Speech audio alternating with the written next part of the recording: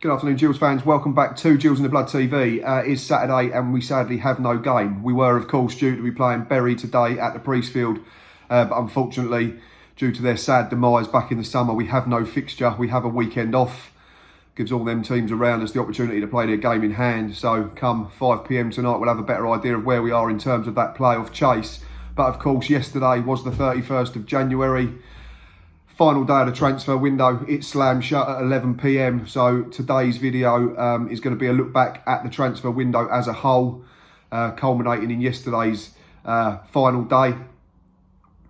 And then just discussing my thoughts on it, what I think of those that have left and come in and where it leaves us in terms of moving forward. So 1st of January started the window, didn't it? And of course we had the early news in the month that Tom O'Connor and Ollie Lee had both had their deals extended till the end of the season, which I thought was brilliant.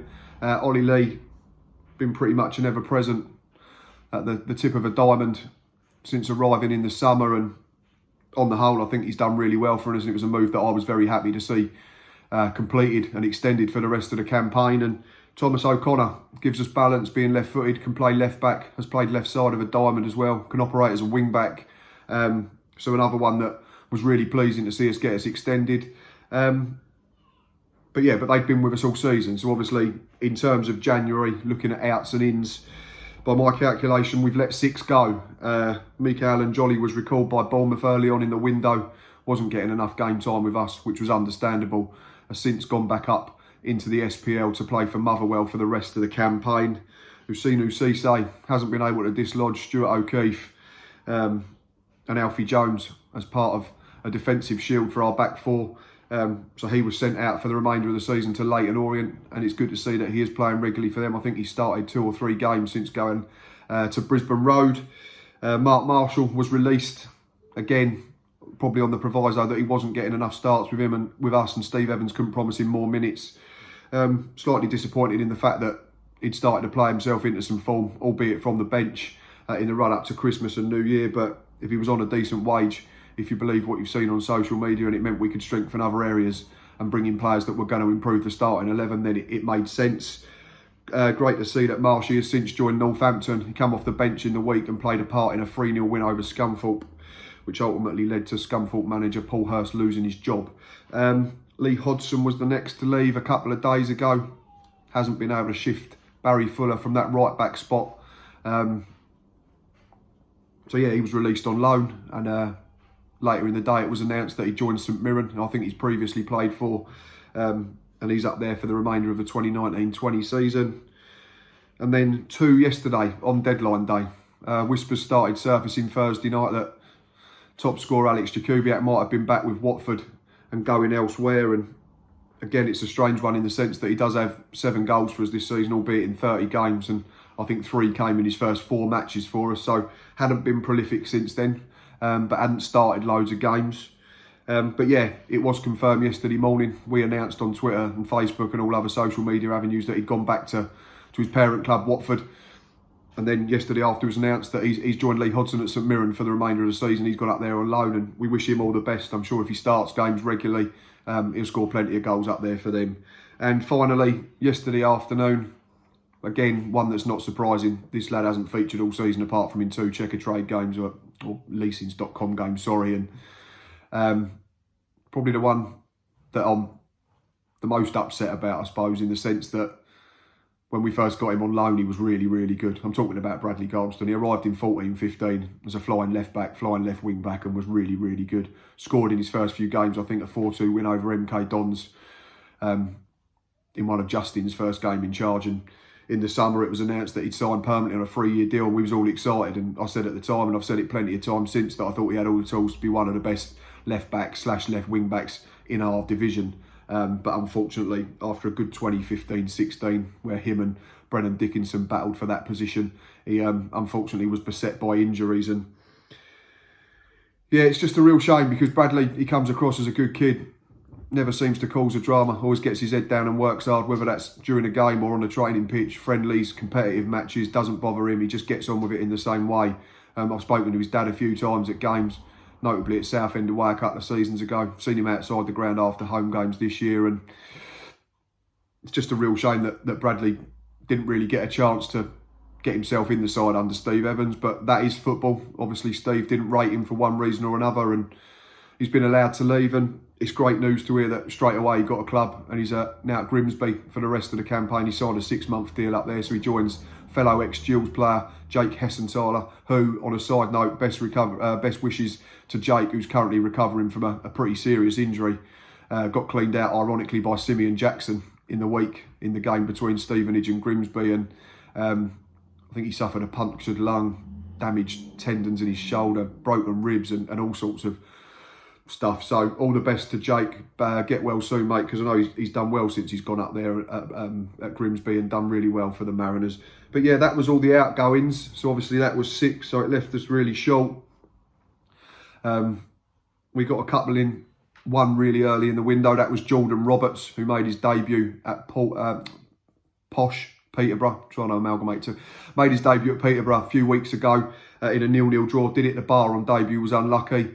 Then made his home debut in the 1-1 draw with Oxford. Wasn't quite at it for me in terms of what I was hoping. But yeah, really good Wednesday night against Shrewsbury alongside John Akindi. And before that, he'd opened his account last Saturday with a double away at Rochdale in that 2-2 draw. So great to see him hit the ground running, so to speak. 2 goals in 4 appearances. That can't be sniffed at. If he goes along at that rate for the rest of the season, he's going to score another 7 goals, which would be lovely. But as I say, he was partnered alongside John Akindi last Wednesday and last Saturday in that, last Wednesday in that 2-0 win over Shrewsbury at the Priestfield, and they were both super impressive. And big John Akindi really is an absolute unit. I've seen him play a few times against us, but didn't realise how big he was. But boy, can he move as well. For the penalty, he absolutely shifted through the gears, and I'm not sure, I think it was Beckles, their centre-half, didn't have a prayer of staying with him and had to bring him down for the penalty. And we was all in the ground thinking John Akindi's going to step up and take the penalty himself, but Ollie Lee grabbed it and tucked it away, and we won the game 2-0. But Big John and Big Jordan played a part. Both worked really hard, both building up an understanding, and both caused a threat to their back three. And then deadline day, the final one that came in was highly rated as a youngster, Jordan Graham. We've got him on loan for the rest of the season from Wolverhampton Wanderers of the Premier League. Good with both feet, can play through the middle, but predominantly plays from either side. So going to give us good options in attacking areas. So that was the third one of the window. And that was announced, I think, late morning yesterday. And we thought, plenty of time. Surely there's going to be a defender coming in, because Lee Hodson's been allowed to leave. Bradley Garmston's been allowed to leave. We waited and we waited and we waited and we waited. And we waited a bit more. And then the club tweeted at about 6 o'clock that Steve Evans was going to update us fans at 7 p.m. and social media went into overdrive. Oh, that's it, business is done. We've done for the window. And it seems that was true, because that's what the announcement was. Steve Evans come out and wrote a piece on Twitter and said that we was looking at another target, but unfortunately the team that we were trying to get him from kept moving the goalposts, and it meant that our business for the January window was done. So I was thinking, I tweeted straight away, 18 fit professionals. That's all we've got, 18, which is enough to field an 11 and fill a bench. Mark Burns out for the rest of the season. The only player I could think of who, as a youngster, in terms of being able to get involved with the first team, would be Henry Woods. Roman Campbell was allowed to leave during the window as well. He's gone to Sittingbourne in the Eastman League, I think, on a permanent deal, which was slightly surprising amongst our fan base. I thought he was quite highly rated, but he's gone out to play regular football, and we wish him well as well. But yeah, 18 senior professionals. For me, not the size of squad that you need to be able to build a playoff challenge on. And don't get me wrong, the 18 that we've got, I think, are very good footballers for League One. They all come with various experience, various attributes that make us strong defensively, that now give us more options offensively, that give us balance in the middle of the park. And I'm not sitting here for 1 minute saying that those players that have come in I'm not happy with. I think the 3 signings that Steve Evans has got over the line in January are absolutely superb. They're things that we need. Creativity, cutting edge up front. We know that we've been solid defensively all season on the whole. And ironically, for the last however many months, we've been saying that we're super solid defensively, but we need a bit more up in attack. We now look like we've got loads of options moving forward, but suddenly we're very low on numbers.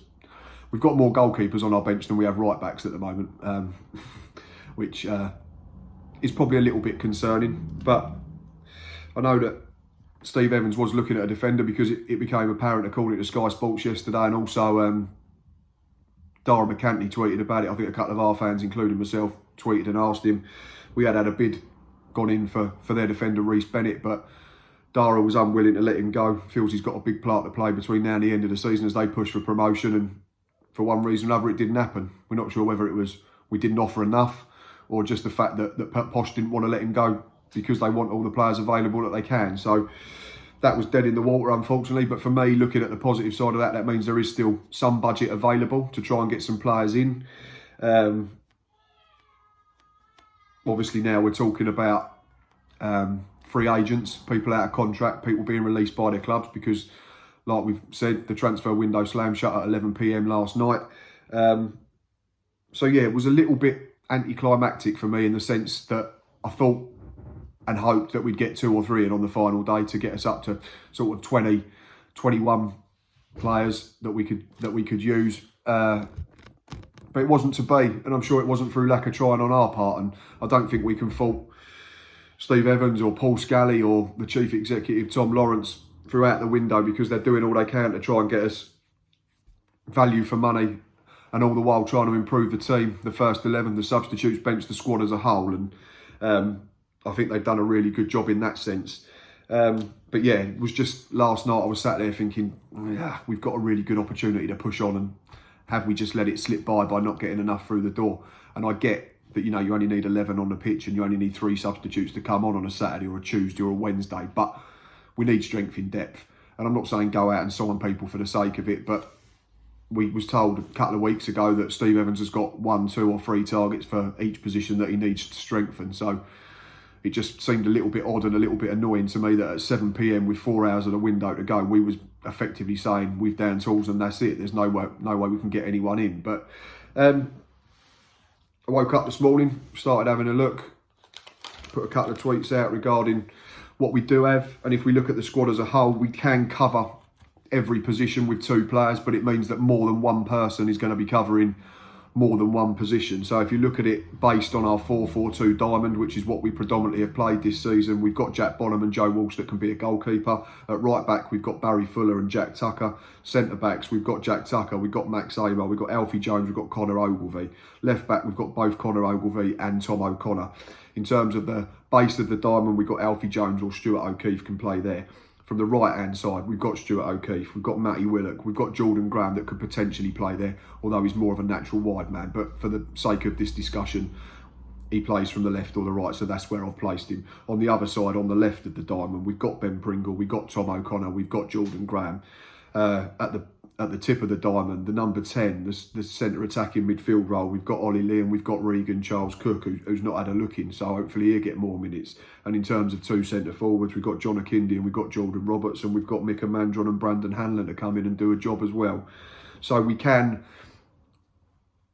have 2 people that will fill in each position, but obviously you've got plenty of those who are having to fill in more than one, like Jack Tucker, centre back, right back, Alfie Jones, centre back, centre midfield, Connor Ogilvie, left back, centre back, Tom O'Connor, midfield and left back. In the middle, Stuart O'Keefe would have to double up as the orthodox holding midfielder behind Alfie Jones if anything was to happen to him. And my only concern is that we've got no margin for error at the moment, that was my concern. Because there was news that broke this morning, which we'll get onto in a sec. But yeah, my point is, can you see us going through the remaining 16, 17 games without A, getting a suspension, or B, getting an injury that keeps someone out of the squad? Tom O'Connor at the moment is a concern. He's got a hamstring strain. All right, he should be fit for Burton, but these things can flare up again. Matty Willock back to full fitness, which is great to see. I thought his cameo on Wednesday was really promising. 2 good feet. He's a big lad. He gets about the park, and I think he'd be an asset. But you have to be concerned if you've got anything about you in the fact that he's missed the first half of the season, picked up a strain in the summer, then fractured his kneecap, I think. But fingers crossed that he is all well and good to get through the remaining games. Suspensions. Can you see nobody getting to 5 bookings, nobody else getting a red card? I know we've only had 1 in the first half of the season, and that was that idiot at Wimbledon, and we won't go into that too much. But I just can't see the fact that we're going to get through the remaining 3 months of the campaign. We're not picking up a suspension or an injury, and then it suddenly leaves us light. So I put a tweet out this morning, gave everyone 3 options. What do you think of the transfer business during January? Option 1 was woefully short of numbers, little angry emoji. The middle one was decent enough, but too few in, and a little kind of emoji. And the final one was quality over quantity, and a happy emoji. And I'm glad to say, and I'm still positive moving forward. I think because we've got 18 very good footballers, I think we've got a tight-knit group. So it's not that I'm sitting here saying the season's done, it's going to fizzle out and we're going to be awful for the rest of the campaign. So please don't think by any stretch of the imagination that's my thoughts, because it's not. I think that the 18 that we have are very, very good. I'm just concerned that if we lose 2 or 3 of them, suddenly we look very thin on the ground. I had a chat with Steve Brackley this morning on Twitter, and he said, he made a good point that generally we've looked fitter this season. Generally the injuries have not been serious. And I said, yeah, you're right. In terms of muscular injuries, we've not really had any. I think Stuart O'Keefe picked up a strain at Wimbledon, and Tom O'Connor's currently out with a hamstring strain at the moment. But aside from that, I think any games that people have missed have been due to impact.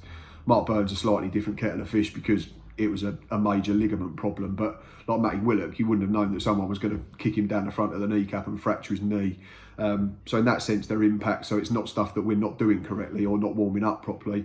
And Steve Brackley did say to me that the good side is if they're that types of injuries, then the recoveries are going to be quicker because we're generally fit. And I did laugh and say, yeah, they're going to have to be bloody instant at the moment though if we pick up a knock, because we have no manoeuvre, no flexibility in terms of if someone misses out, we cannot fill the bench. But yeah, pleased to say that out of 190 votes so far, and this does go on until the evening, this little vote, so get yourselves involved. 16% only were saying woefully short. 56 were slap bang in the middle, saying it was decent, but didn't quite get enough in. 29% really happy, really, really impressed with what we've done. And there was an announcement this morning, like I say, got a notification, tweet from Gillingham Football Club. Steve Evans has confirmed that early part of next week, he will be talking to 2 unattached players regarding trying to get them in through the door to boost numbers. I have no idea who they are, no idea what position they play. Would hope and imagine at least one of them is a defender, because we desperately need cover for Barry Fuller at right back. And I know Steve said a couple of weeks ago he was looking at a defender to come in who could play full back and centre half. So if we can get someone who does that, that'd be fine. And I'd like another midfielder. If you could get someone that can maybe play centre mid and centre half, and one that can play centre half or right back, then I think we'd be set. It just gives us a little bit more in terms of cover in key areas that we look very light on at the moment. And no disrespect to Barry, but I've said on a couple of match day lives, I don't think he's quite been at it in a few games that I've seen recently. And I mentioned the Rochdale game, he was caught out of position, it looked like, for both goals slightly. But we have to remember he's 35 and he's been absolutely bloody brilliant since he came back. Comfortably player of the year last year, and maybe we're just noticing this season that his performances have dropped off because he set the bar so high last season. So not for 1 minute am I saying we need desperately to get a right back in and Barry comes out of the team, because that's not what I'm saying. He's been very good on the whole, but we know subconsciously if you've got no competition, standards can slip slightly. And I'm not saying that's what's happened with Barry. He might just be going through a little bit of a rough trot, but you want everyone in that 11 knowing that they've got to work the nuts off every game and be putting a shift in to keep the shirt. So if we can get a couple in, I'll be super happy, rather than quite happy. And everyone, you know, people who watch this on a regular basis, I'm very optimistic, I'm very glass half full. So for me to just be a little bit concerned is maybe says that, well, I don't know, you tell me. But yeah, it's been a good window. So, you know, comment down below, let us know your thoughts on it. What would you give it as a rating out of 10? If we can get 1 or 2, and where would you like to see them players come in terms of positions? I'm going to give my rating. I'm going to say that out of the players that left, I think you can understand Mikel and Jolly going, he wasn't getting any time. Cisse wasn't getting any game time, so that made sense. Mark Marshall would have been inclined to keep him. Maybe I thought he was playing himself into form, but if he was on a decent wage and it managed to get us John Akindi through the door, then you can see why it makes sense. Lee Hodson is the one at the moment that just looks a bit risky, daft, naive. And again, I'm not accusing Steve Evans of being naive. He's been around the block plenty of times and he knows how to do this job. But I think as fans, when we saw the fact that Lee Hodgson had been allowed to leave on loan on Thursday afternoon, you thought there's definitely a defender coming in. But for whatever reason, it's not happened. But yeah, at the moment, that's the only one that looks a bit silly. Jakubiak, again, if it was taken out of our hands, we can't do anything about it. If Steve Evans said he had chats with Alex and he had chats with Nigel Pearson at Watford and said that he couldn't promise him more starts. So if Alex has decided, I want to move back to Watford so I can get somewhere else and play every game, then good luck to him. And I think he'd do really well up there. And it makes sense, again, in the terms of the fact that if we're going to be paying a wage for a lone star that's only going to be fourth or fifth choice, because I think John Akindi and Jordan Roberts look like to be the first choice partnership moving forward, then it makes sense, because we'd just be wasting a wage for someone who's going to get, 10, 15 minutes every game or every other game. Bradley Garmston, we knew it was coming, it was just when it was going to come. He's out of contract in the summer, so he was going to be leaving at some point. Like I say, it is a shame that it's ended like this. Only played just over 100 games in 5 years, or 6 years, I think it was, if you include his loan spell. But I'm sure if Bradley gets himself fit and he gets himself a regular run of games, he is fit, if he gets himself a regular run of games, I think he'd be a great asset in League Two. And I hope to see him doing really well. And he's got a good target to aim at. If he can get that wonderful effort picking crosses out for James Hansen at that level, it might be a partnership to keep an eye on. But you can see the sense in all of them. I just think the one is Lee Hodgson, isn't it? It's the glaring omission that we didn't get a defender in. But all in all, I'm happy. I'm going to give it a solid 7 out of 10, the transfer window. So let us know what yours are, Jules fans. Like I say, if we can get 1 or 2 in next week before Burton, absolutely superb. Just be interesting to find out who they are. Right, that's enough from me. Hopefully you've enjoyed this little discussion. Like I say, comment down below on YouTube, get involved on Twitter, comment in the box down below on Facebook. Go and follow us on Instagram, you know where we are. Always like a chat, always like a discussion about everything Gillingham, everything football. Be back Monday. There will be a video Monday. Obviously, it won't be a Monday review because there is nothing to review, unfortunately. But it will be part 2 of our season so far series, which should be a good one, this one, because it's from November through to the end of January. So I think there's only 2 defeats in there. In the league, and only 3 if you include the cup game against West Ham. So yeah, there's plenty of decent limbs, there's plenty of late winners, plenty of goals to celebrate and plenty of wins to celebrate. So keep an eye out for that Monday. Enjoy the rest of your Saturday, enjoy the rest of your weekend, enjoy a stress-free, not having to worry about Gillingham Saturday. And until next time, up the Gills.